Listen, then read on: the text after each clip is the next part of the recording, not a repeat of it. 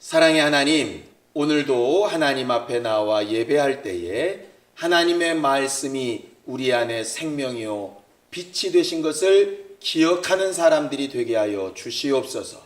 주의 말씀이 우리 안에 들어와 생명과 능력이 되고 우리에게 어떻게 할 것을 가르치시는 명령이 되게 하여 주시고, 그 말씀과 명령이 우리에게 영생이 되도록 하사 신령한 소망함으로 예배에 성공한 우리 모두가 되게 하여 주시옵소서.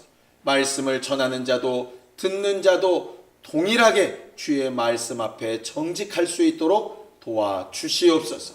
믿음으로 헌금한 손길 위에 복을 주시고 하나님의 것을 하나님께 돌리며 주께서 주시는 복과 은혜로 살기를 원하오니 채우시며 풍성케 하여 주시옵소서.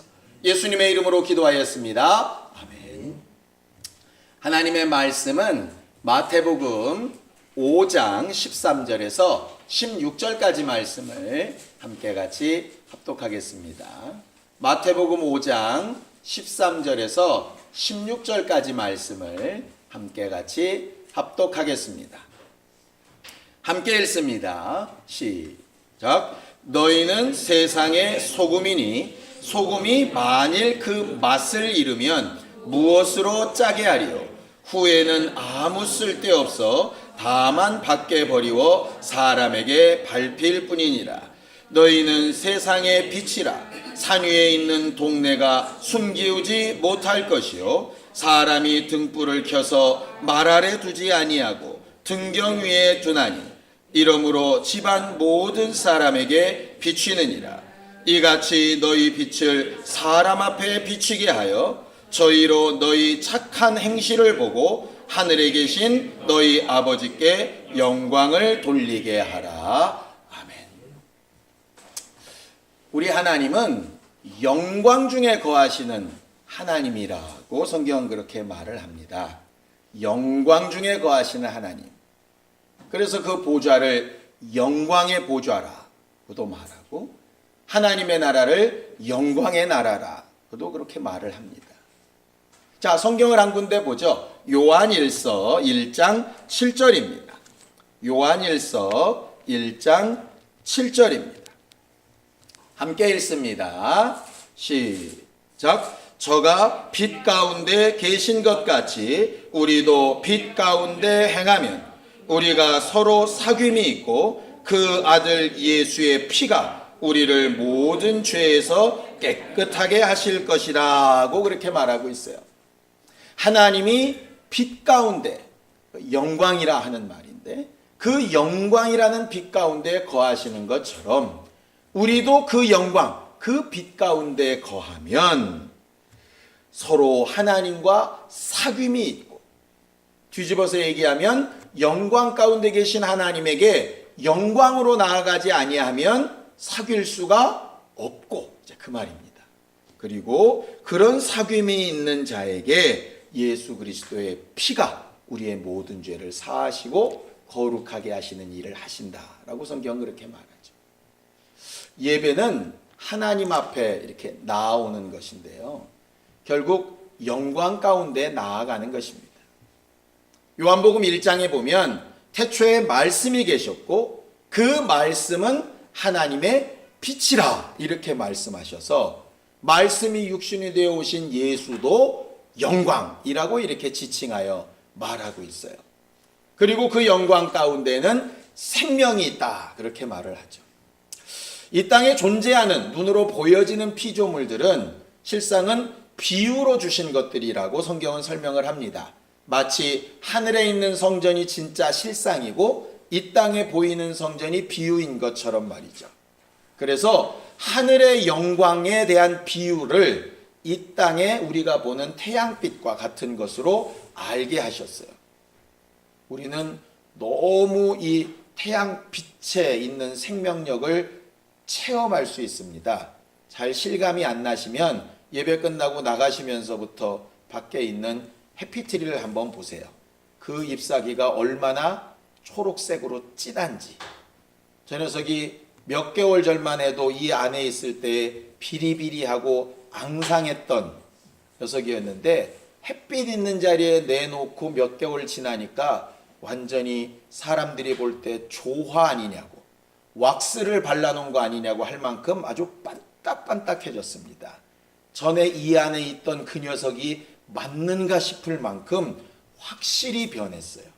그걸 보면 이 빛 안에 생명이 있다 하는 요한복음 1장의 말씀이 그냥 허투루 하시는 말씀이 아니라 육체가 햇빛에 들어있는 생명력을 받아 사는 것처럼 영혼은 하나님의 영광 안에 있는 그 빛을 받아 살 수 있도록 되어져 있다 이 말이죠. 그러니 육체는 건강한데 영혼에 힘이 없다면 그것은 결국 주의 영광을 많이 보지 못한 결과일 겁니다. 마치 햇빛을 보지 못한 나무가 시들시들해지는 것처럼 우리는 예배 가운데, 찬양 가운데 신앙생활하면서 하나님의 영광을 많이 보고 성경에 기록된 대로 그 영광을 많이 돌려드리는 신령한 사람들이 되기를 예수님의 이름으로 축원합니다. 그럼 제일 먼저 영광부터 봐야 되겠죠. 영광이 과연 뭘까? 영광 그러면 사전을 찾아보니까 이렇게 되어 있습니다. 영화로운 빛. 다른 말로 하면 명예를 드러내다. 뭐 이런 뜻으로 이렇게 되어져 있어요. 하나님께서 말씀하시는 영광도 과연 그걸까? 이렇게 봤더니 또 잘난 척을 조금 하겠습니다. 히브리어로 영광은 카도크라 그러는데요. 그것은 무겁다라는 뜻이에요. 무겁다. 그리고 짐을 지다 이런 뜻도 있어요. 조금 우리 생각이랑 다르죠? 영광 그러면 드러내다, 반짝이다 뭐 이럴 것 같은데 구약의 영광은 무겁다. 또 짐을 지다 뭐 이런 말이에요. 그리고 나서 나오는 얘기가 이제 드러내다 뭐 이런 말이죠. 헬라어로는 독사라고 합니다. 제가 처음에 헬라어를 배울 때마다 영광을 처음 배웠거든요. 근데 독사래요, 독사. 그래서 독사가 독 있는 뱀 독사인가? 그랬더니 헬라어로 독사가 영광, 빛이라는 얘기예요. 그런데 그 영광은 존재 이런 말입니다. 존귀 이런 뜻이에요. 그러고 나서 봤더니 주로 이제 신학자들은 영광을 뭐라고 해석을 하냐면 하나님의 빛 이렇게 설명을 합니다. 그거는 영화로운 빛과 하나님의 빛이 뭐가 다를까? 이렇게 보니까 이런 차이가 있더라고요. 그러니까는 보통 세상에서 영광스럽다. 이 얘기는 뭐냐 하면 남과 비교해서 조금 낫다. 이런 얘기예요. 예를 들어서 경기를 했는데 어떤 사람은 금메달 따고 어떤 사람은 동메달 땄어요. 그러니까 금메달이 동메달보다 영광스럽다. 뭐 이런 거예요. 시험을 봤는데 누구는 5등 했는데 누구는 수석을 했어요. 그러면 그 사람이 영광스럽다. 뭐 이런 거죠. 그러니까는 상대적으로 비교해서 조금 더 낫다를 영광스럽다. 이렇게 얘기하는데 성경에서 말하는 영광이라는 말은 뭐냐면 헬라어나 히브리어를 이렇게 조합을 해보니까 수고하고 무거운 짐을 대신 짊어주신 그분의 존재 자체 뭐 이런 뜻이에요. 영광이라는 말이. 그러니까 영광은 나는 잘났고 저들을 막 뭉개는 얘기가 아니라 내가 그들의 것을 다 감당해줘서 그래서 그 수고가 드러나는 거예요. 그러니까 내가 잘난 척을 막 해서 영광을 나타내는 게 아니라 남의 수고와 짐을 대신 감당을 해줬더니 절로 인정을 받는 거죠. 그게 이제 영광이라는 거예요. 결과적으로 하나님이 영광 가운데 거하신다 하는 얘기는 뭐냐면 하나님이 아들을 위하여 모든 것을 다 해놓으시고 나서 그 아들을 위하여 하신 일로 누가 드러나시느냐 하면 하나님이 드러나시는 경우. 뭐 이런 경우를 이야기하는 거예요. 예수께서 우리를 위하여 모든 것을 다 감당해 주시고 나서 그분이 우리의 구세주라고 이렇게 드러나시는 경우. 뭐 이런 거죠.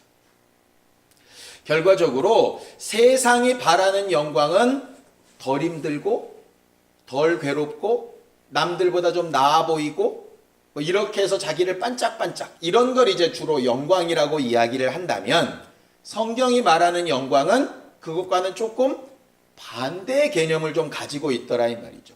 그래 놓고 보니까 성경 내용이 반대인 건 너무나도 많습니다. 사람들은 다 편하고 넓은 길로 가기를 원하는데 성경은 좁은 길로 가라고 그렇게 이야기를 하지요. 남들은 다 무거운 짐들을 내려놓기를 원하는데 자기 십자가를 지고 가라고 이야기하죠. 남들은 뭔가 내게 요구하는 게 있을 때 어떻게 하면 적게 주려고 하는데 5개 달라 그러면 10개씩 주라고 얘기하죠. 이게 뭔가 좀 세상 사는 방법하고는 조금 다르다 이 말이에요. 그런데 결과는 뭐냐면 그런 것으로 인하여서 진짜로 좋은 부분이 드러나도 이렇게 되는 것을 가르쳐서 이제 영광이라 그렇게 이야기를 합니다. 그래 놓고 봤더니 세상에서도 영광을 얻으려면 뭔가 그 전에 게 있더라고요. 많은 사람들이 과거에 2002년도 월드컵 됐을 때 그때 다들 박지성을 보면서 저렇게 못생겨도 돈을 엄청 벌 수 있구나. 공만 잘 차면. 그래서 너도 나도 축구 선수가 된다고 했던 경우들 많이 있었지 않습니까? 그런데 문제는 뭐냐면 수많은 공 차는 선수들 중에 박지성은 단 1명 나온다는 거예요. 근데 그 박지성이 막 가서 외국에 가서 돈 벌고 영국 리그에서 뛰고 하는 영광은 보는데 그 뒷면에 그가 얼만큼 수고하고 괴롭고 어려웠는지는 잘 안 보이는 거지, 사람들이.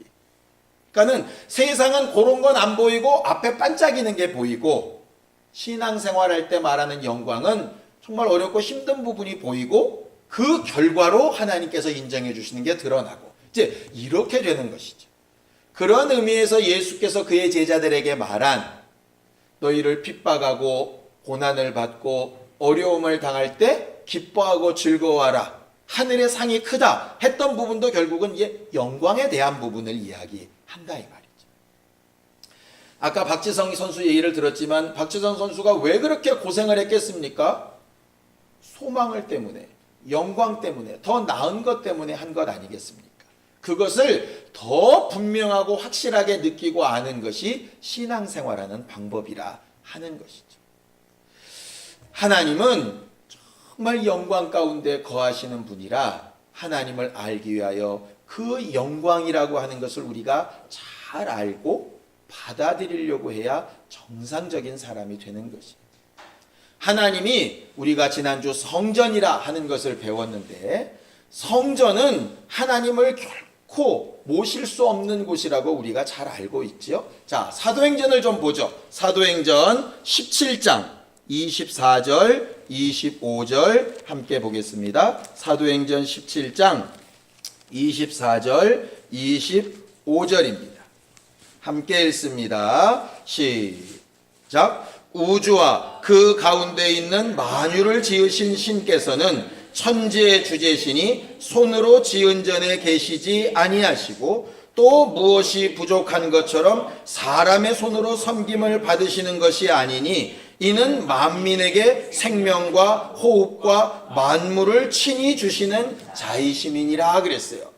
이 땅에 솔로몬이 지어놓았던 가장 화려한 성전도 하나님을 모실 수 없는 곳이었다라고 역대하에 말하고 있죠. 그래서 하늘과 하늘들의 하늘이라도 하나님을 감당할 수 없다고 얘기하는 것이 믿음의 고백이었어요. 아니, 이 세상에 아무리 영화로운 것으로도 하나님을 모실 수 없는 게 우리 하나님이신데 오늘 성경 본문에 보면 이해가 안 되는 말이 하나 기록되어져 있습니다. 자, 마태복음 5장 16절을 함께 읽어보죠. 마태복음 5장 16절 함께 읽습니다. 시작. 이같이 너희 빛을 사람 앞에 비추게 하여 저희로 너희 착한 행실을 보고 하늘에 계신 너희 아버지께 영광을 돌리게 하라 이렇게 되어 있습니다. 앞뒷말을 다 떼고 보면 이렇게 되어 있습니다. 너희 빛을 드러내서 하나님께 뭘 돌리라고요? 영광을 돌리게 하라. 영광은 아까 말한 대로 하나님의 빛, 하나님의 존귀, 하나님의 수고, 하나님의 하신 일이라는 뜻입니다. 너희 빛이라는 얘기는 내가 수고한 것, 내가 하는 일이라는 뜻이겠죠. 그런데 내가 하는 일로 어떻게 하나님의 하신 일에 영광을 돌리죠? 쉽게 얘기를 해볼까요? 태양이 떠 있는데 어떻게 촛불로 태양을 비추느냐 이 말이에요. 아니, 태양이 떠 있는데 거기에 랜턴을 켜면 뭐 할 거고 촛불을 켜면 뭐 할 거냐고. 그런데 왜 거기에는 너희 빛, 진짜 정말 하나님 보시기에는 반딧불만도 못한 그런 너희 영광이나 빛을 가지고 하나님께 영광을 돌리라는 게 이게 도대체 앞뒷말이 맞는 얘기냐 이 말이죠. 그런데 하나님은 그렇게 하라 하시는 거거든요. 어떻게 이게 가능할까? 이렇게 봤더니 예수께서 하나님께 영광을 돌리신 것을 보면 우리도 그렇게 하면 되겠다 하는 답이 나오더라 이 말이죠. 그래서 오늘 성경 본문을 제가 정하고 나서 제목을 예수님처럼 영광을 돌리자 이렇게 한 것이었어요. 자, 예수께서는 그럼 어떻게 아버지께 영광을 돌리셨던가? 그는 하나님이시라서 그렇게 영광을 돌리셨던가? 자, 요한복음 17장 1절입니다. 요한복음 17장 1절입니다. 함께 읽습니다. 요한복음 17장 1절입니다. 함께 읽죠. 시작. 예수께서 이 말씀을 하시고 눈을 들어 하늘을 우러러 가라사대 아버지여 내가 이르러 싸우니 아들을 영화롭게 하사 아들로 아버지를 영화롭게 하게 하옵소서 이렇게 돼 있어요. 이게 무슨 얘기냐면 이런 뜻입니다. 하나님, 나도 하나님과 같은 동등한 하나님이지만 내 영광을 내려놓고 내 의나 내 하는 일이나 내 수고나 내 명예를 다 내려놓고 오직 하나님의 영광을 내가 받기를 원하고 하나님의 영광을 그대로 반사하는 거울이 되기 원합니다. 결국 그 말씀이세요. 아까 우리에게도 너희 빛을 드러내어 이 말은 뭐냐면 너희 수고나 너희 애쓰는 것이라는 뜻이 아니라 너희 안에 하나님의 하신 일을 반사하여 드러내라 결국 이런 말이에요. 그러니까 하나님이 주신 것으로 드러내라 이 말이에요. 이 말을 예수께서 다른 말로 어떻게 하셨느냐 하면 나는 내 자의로 말하지 않는다. 나는 내 자의로 행동하지 않는다. 오직 듣는 것을 말하고 하라 하신 일을 한다. 나는 그의 명령이 영생인 줄 안다. 이렇게 얘기하셔서 오로지 하나님이 하시는 일, 하나님의 존재와 하나님이 역사하시려고 하는 것만 드러내려고 작정하셨던 것을 보게 됩니다. 문제는 하나님만 하시는 일을 그렇게 작정하여 드러내려고 하려면 조건이 하나 있는데요. 그건 뭐냐면 내가 말 그대로 죽고 깨끗게 되어져야 한다는 얘기예요. 예전에요. 설교 영상을 이렇게 하나 찍었어요. 그런데 설교 영상 가운데 계속 이렇게 거슬리는 거예요. 이렇게 설교 영상이 있는 이쪽에 이렇게 뭐가 이렇게 있어가지고요. 까뭇까뭇한 게 있어가지고 화면을 막 너무 보는데 짜증나는 거예요. 그게. 그런데 어떻게 할 수 있는 방법이 없어요. 왜? 이미 찍혔을 때 카메라에 이렇게 붙은 것이라서 영상 내내 있어요. 침 발라서 지운다고 지워지지도 않고 어떻게 할 수 있는 방법이 없는 거예요. 그 자체적으로 문제가 있으니까. 방법은 하나밖에 없죠. 렌즈를 닦든지 갈든지 그렇게 하지 않고서는 불가능하지 않습니까? 여러분들 그 아이들 있는 그 테마파크나 이런 데 가보면 거울의 집 이런 거 혹시 보셨죠?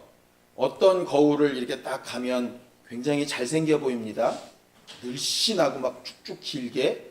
그래서 누가 그런 말 하더라고요. 이렇게 백화점이나 이런 데 옷가게에 가서 이렇게 비추어 보고 옷 사지 말라고. 왜냐면 거기는 기본적으로 이렇게 사람이 옷을 입으면 쭉쭉 뻗고 멋져 보이게 이렇게 거울을 세팅을 해놨대요. 그래서 그걸 보고 그게 진짜 자기 모습인 줄 알고 사오면 안 된다 이 말이에요.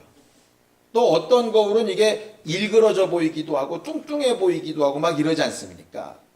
결과적으로 하나님의 영광을 영광되게 잘 돌려보내려면 단 한 가지 조건이 필요한데 나로 인해서 왜곡이 안 되게 돼야 된다.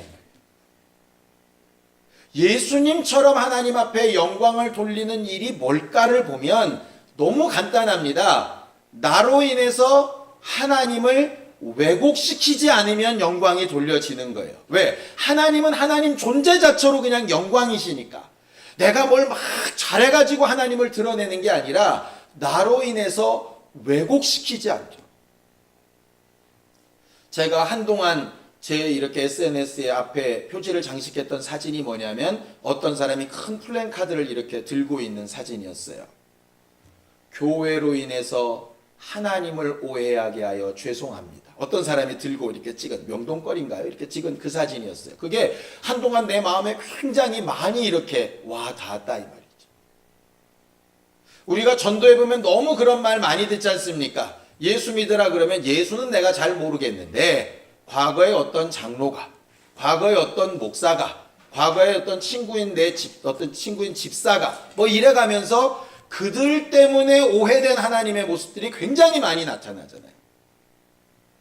우리가 지난주에 이제 큐티 하면서 동성애 부분에 대해서 제가 질문을 하나 던졌었죠. 여러분들이 많은 의견이 있어서 댓글을 안 달았으리라고 생각을 하긴 합니다. 저는요, 그것이 죄다, 아니다, 뭐 이런 부분을 가지고 따지고 싶은 생각은 별로 없어요. 왜냐하면 성경은 이미 결론을 이야기하고 있고, 그 부분에 대해서는 그것만의 특별한 문제가 아니라 모든 죄가 다 하나님 앞에 온전치 못하게 하는 일이라고 이야기하고 있습니다. 그런데 말 그대로 살인은 죄다, 도적질 죄다 할 때 별다른 말을 하지 않는데 왜 거기에 대해서 예수 믿는 사람들이 이야기할 때 그토록 반발이 심할까? 물론 원수인 이유도 있겠지요. 그러나 평상시에 교회가 사람들에게 사회적으로 보여지는 모습이 정말로 옳다 그르다를 제대로 판단할 수 있을 만큼 보여졌더라면 그렇게까지 난리를 치진 않을 거예요. 제일 안타까운 글들을 많이 보는데 이런 겁니다. 나도 동성애가 싫고 잘못되었다 생각하지만 예수 믿는 사람들이 얘기하는 것에 대해서만큼은 거부한다. 이렇게 쓰는 사람들이 꽤 많이 있더라. 나도 싫은데 제가 싫어하니까 안 싫어할래. 뭐 이렇게 되는 거예요. 그러면은 뭐가 굉장히 문제가 실상은 있는 거잖아요.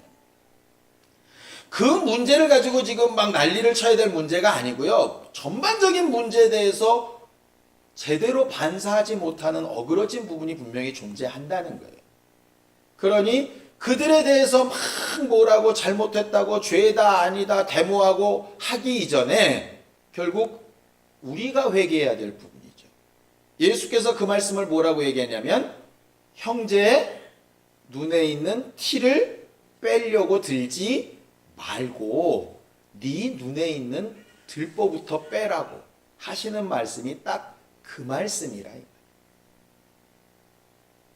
우리가 신앙생활 잘하고 교회에 열심히 나오는 걸로 하나님 앞에 영광이 될까요? 헌금을 많이 하면 하나님 앞에 영광이 될까요? 헌신을 많이 하면, 직분을 잘 감당하면, 성경을 많이 읽고 공부를 잘하면 그럼 하나님 앞에 영광이 될까요? 사람들은 그렇게 생각하는 것 같아요. 근데 오늘 성경 보면 분명히 얘기합니다. 이같이 너희 빛을 누구 앞에 비추게 하여? 사람 앞에 비추게 하여. 근데 너희 빛은 내 수고라고 하시지 않았다 그랬죠? 하나님이 하시는 일을 비추게 하여. 반사시켜서 그 말인데 반사시켜 보이는 건 없고, 아니 보이는 건 다 왜곡되고 굴곡되어져 있고, 나만 혼자 깨끗하고 잘나고 나는 하나님의 빛을 다 보고 있다고 이야기하면서 하나님이 영광 받으셨다고 한다면 마치 태양 앞에 촛불 세워놓고 상당히 밝지 않습니까? 이렇게 얘기하는 것과 뭐가 다르겠느냐. 저는 이 영광 얘기를 할 때마다요, 잠수함에서 쓰는 이 잠망경 생각을 합니다. 잠망경 아시죠? 옛날에 초등학교 때 이렇게 과학 시간에 배우지 않습니까? 그러니까 담을 건너편 아니면 물 바깥을 이렇게 봐야 되는데 그냥은 볼 수 없으니까 위에 거울 하나 밑에 거울 하나 이렇게 돼서 밖에서 나오는 빛이 위에 거울에 반사돼서 밑에 거울에 반사돼서 눈에 들어가도록, 결과적으로 위의 거울이 하늘에 있는 하나님을 제대로 반사시켜 주신 예수님이라면 밑에 거울은 우리 교회가 되어져야 보는 사람이 바깥을 왜곡시키지 않게 볼 수 있을 텐데, 내 안에 빨간 페인트가 묻어 있으면 위는 밝은 빛인데도 밑에서 보는 사람은 뻘겋다고 볼 테고, 그게 얼룩지거나 굴곡되어져 있으면 위에 있는 상은 말끔한데 밑은 막 어그러진 것이 보이지 않겠습니까? 결과적으로 우리의 신앙생활은 지금 뭐 하는 것일까를 보면 하나님 앞에 영광을 돌리는 것인데, 내 빛을 내는 게 아니라 하나님의 빛을 받아서 제대로만 보여줄 수 있는 사람, 그 사람이 되기를 수고하는 것이거든요. 그래서 더러운 것이 묻었으면 회개해서 씻고, 하나님 말씀에 어긋나게 살고 있으면 제대로 살려고 힘쓰고, 그래서 깨끗게 된 것으로 주를 보일 수 있게 해야 된다 이 말이에요. 가리우는 것이 없이. 별들의 두 가지 종류의 별이 있다고 하죠. 하나는 항성이라고 하는 별이 있고 행성이라고 하는 별이 있어요. 항성은 말 그대로 붙박이 별이죠. 그 자리를 지키고 있는 별. 은하계로 따지면, 지금 태양계로 따지면 태양이 항성에 속하죠. 자기 스스로 빛을 막 냅니다. 그 주위를 돌고 있는 수금지와 모톡, 천해명은 다 행성, 움직이는 별들이에요. 그들은 직접 빛을 내지 못해요. 지구를 돌고 있는 달도 빛을 직접 내지 못하는 행성이죠. 근데 밤에 왜 달이 밝을까요? 햇빛이 반사되는 만큼 밝은 거죠. 결과적으로 밤에 달이 비추는 것 같지만 밤에도 결국은 해가 비추는 겁니다. 낮에는 해를 직접 보지만 밤에는 달을 통해서 반사된 빛을 보는 것 뿐이에요. 그러니 확실히 태양빛보다는 어둡죠. 그러나 어둠 속에 빛이 없는 것보다는 낫다 이 말이에요. 결과적으로 우리에게 요구하시는 신앙생활, 영광을 돌리는 신앙생활이 뭐냐면 결국 달 같은 역할을 하는 거예요.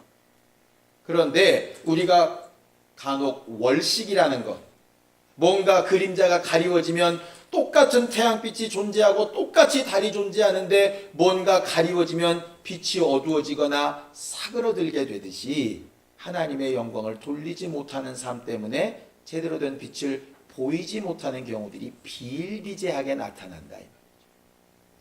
왜 회개해야 될까? 왜 예수를 잘 알아야 될까? 왜 말씀대로 살아보려고 해야 될까? 왜 우리는 선한 행실을 드러내어서 세상 사람들 앞에 보여야 될까? 이유는 단 한 가지 때문입니다. 우리를 통해서 하나님의 존재, 그 영광이 드러나는 일을 위해서 우리를 교회 삼으셨기 때문에 그래요.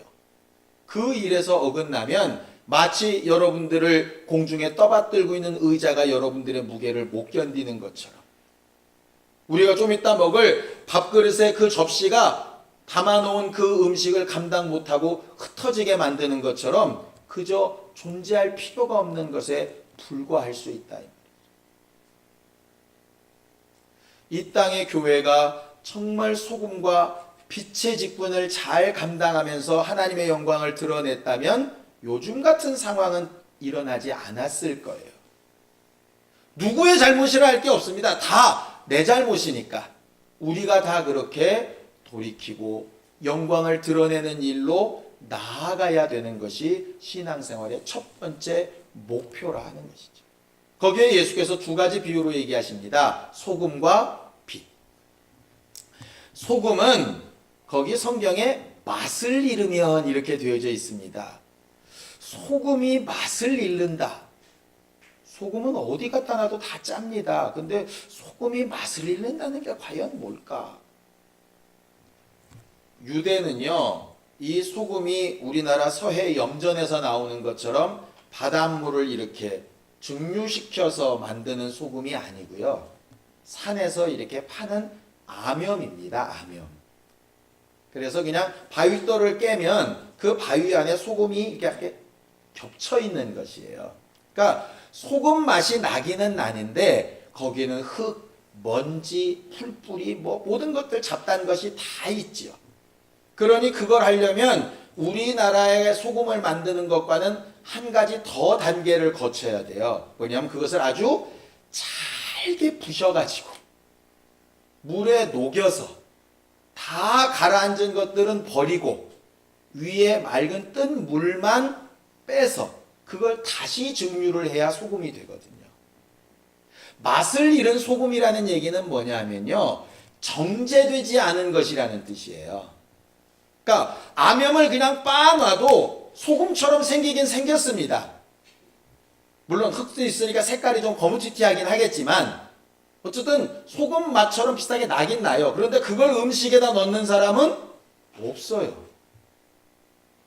왜? 그거는 먹으면서 소금과 함께 다른 것들도 다 함께 먹게 되니까.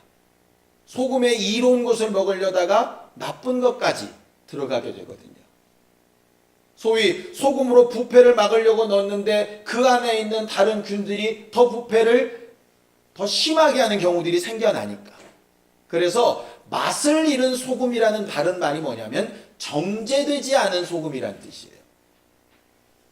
부서지지 않고 가라앉아지지 않고 분리되지 않은 이란 뜻이죠.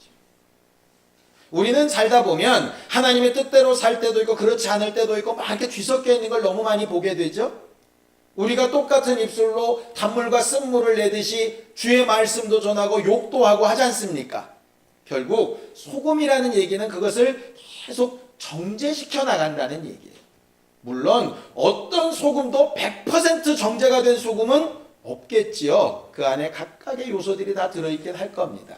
그러나 정제되면 정제될수록 더 좋은 소금이 나올 수 있게 되는 것처럼 만약에 정제되지 않은 소금은 먹을 수 없어서 어디에 쓰이느냐? 길거리 포장재로 쓰인대요. 아니면 지붕 위에 올려놓고 방수제로 쓰든가. 그러고 났더니 한 가지 생각이 딱 나더라고요. 초등학교 때 저희 아버지 덕분에 제가 테니스를 배운 적이 있었는데요. 테니스 강사하시는 분들이 모든 시간이 끝난 다음에 테니스장에다가 막 하얀 걸 뿌려요. 소금이더라고요. 그래서 테니스장에 왜 소금을 뿌리나 했더니 흙으로 된 테니스장이 하드코트가 아니니까. 근데 거기에 소금을 뿌려 놓으면 그게 단단하게 굳어져 가지고요. 비가 와도 패이거나 그러지 않는데요. 근데 그냥 하면 먼지 날리고 막 그렇게 된다는 거죠. 소금이 짜게 하는 용도만이 아니라 그렇게 단단하게 하는 용도도 되더라고요. 소금이 부서져서 정제가 되면 정말 맛도 내고 다른 것들을 부패하지 않게 하는 좋은 역할을 하기도 하는데 제대로 정제가 안 되고 흙과 섞여 있으면요 더 단단하게 굳어져서 망치로 깨야 깨질 만큼 그렇게 되는 경우들도 생기는 거예요. 그러니 주의 말씀으로 잘 정제된 소금과 같이 예수님처럼 그렇게 아버지만 드러내기로 작정하셔야 제대로 된 주의 영광이 드러내지 섣불리 잘못하면 도리어 더 딱딱한 괴물을 만들어낼 수도 있다 하는 것이죠. 빛도 마찬가지 아니겠습니까? 빛도 가리워지고 다른 것들로 오해가 되고 꺾이고 하는 것이 아니라 등경 위에 거울 위에 두어서 그것으로 다 비칠 수 있도록 나타내고 증거되어야 하는 것처럼 하나님의 말씀 그 빛을 마치 거울로 비추듯이 그렇게 잘 비추어낼 수 있는 내 자신을 거룩하게 정지하는 일이 꼭 필요한 부분에 대하여 이야기하는 것이거든요. 그래놓고 봤더니 마태복음 5장부터 뒤쪽에 있는 전체적인 산상수훈은 예수님의 율법이라 그렇게 부르는 것이라 하나님을 알고 믿고 의지하는 사람이 어떻게 살아야 될 것인가 하는 부분을 가르치고 있는 내용들이라 하는 것이죠. 산상수훈은 단순히 팔복받아라 그런 얘기가 아닙니다. 하나님을 아는 사람이 어떻게 살아야 되는가에 대한 이야기들을 쓰고 있는 것이거든요. 우리의 삶 가운데서 적어도 저 사람이 하는 말이라면 하나님이 이렇게 하시는 게 맞겠다 하는 소리를 들을 수 있는 우리였으면 정말 좋겠습니다. 예수께서 그렇게 하셨던 것처럼 말이에요. 그러기 위해서 제일 필요한 것이 소금처럼 녹아져서 없어질 때는 확실히 내가 없어져야 되고요. 밝히 드러내어 나타낼 때에는 가리운 것이 없이 누구에게나 비칠 수 있도록 드러낼 만한 정직함이 있어야 제대로 된 신앙생활일 거예요. 근데 이게 시기를 잘못 타서 드러내야 될 빛은 말 아래 감추고 정제되고 녹아지고 사라져야 될 소금은 드러내서 땅바닥에 굴러다니면 전혀 그 기능과는 상관없이 될 수 있죠. 내가 죽어야 될 때 확실히 내 감정이나 생각이나 판단이나 고집이나 욕심을 죽이고 녹여낼 수 있는 사람이 하나님의 영광을 돌려드릴 수 있는 것이고, 또 하나님께서 내 안에 비추시는 그 빛을 나로 인해서 가리우지 않도록 정직하게 언제라도 담대히 드러낼 수 있어야 그 복음의 빛으로 다른 이들을 살릴 수 있는 것이 바로 주의 영광이에요. 이 일을 위해서 지금은 너 죽을 때야, 지금은 주의 빛을 드러낼 때야 가르치시려고 오신 분이 성령이시고, 그것을 잘할 수 있도록 혹 잘못할 때 우리를 위해서 간구하시고 도와주시는 이가 우리의 보혜사가 되시는 예수 그리스도시라. 오늘도 우리가 그 예수를 의지해서 예수께서 그리하셨던 것처럼 우리도 분명히 우리의 것을 내려놓을 때와 드러낼 때를 분별할 줄 아는 지혜가 있고 성령 충만한 사람들이 되어지기를 간구하는 교회가 되기를 원하고, 우리 교회를 통해서 하나님에 대한 오해가 고쳐지는 신령한 교회들이 되어져 가기를 예수님의 이름으로 축원합니다. 시간 예수여 한번 부르고 간절히 같이 기도할 때 우리가 정말 예수님처럼 자신의 생각, 자신의 판단, 자신의 욕심, 자신의 꿈이 아니라 하나님께서 내게 하라고 하신 일을 제대로 듣고 제대로 순종하고 드러낼 수 있는 믿음의 사람이 될 수 있도록 나를 도우시고 역사해 달라고 예수여 한번 부르고 함께 같이 기도하겠습니다.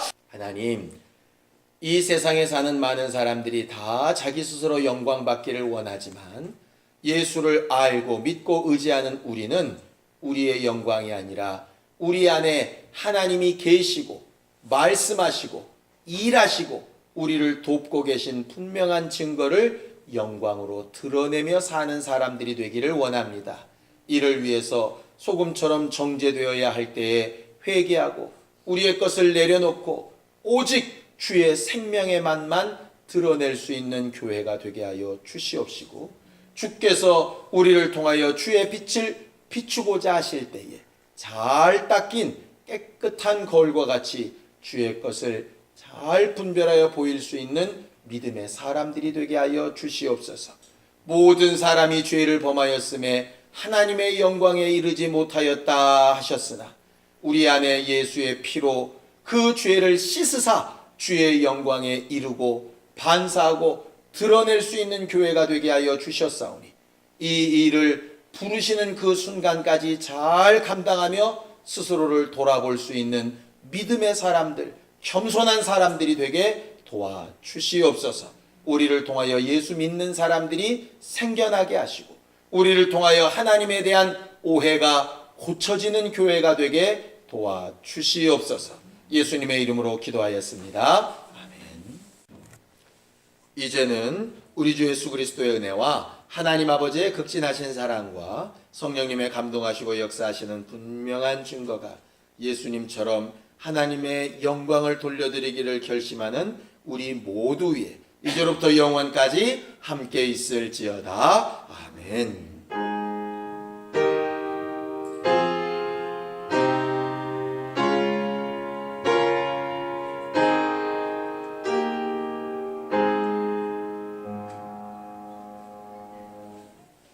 우리 예배 받으신 하나님 앞에 감사 말씀 드리겠습니다. 수고하셨습니다.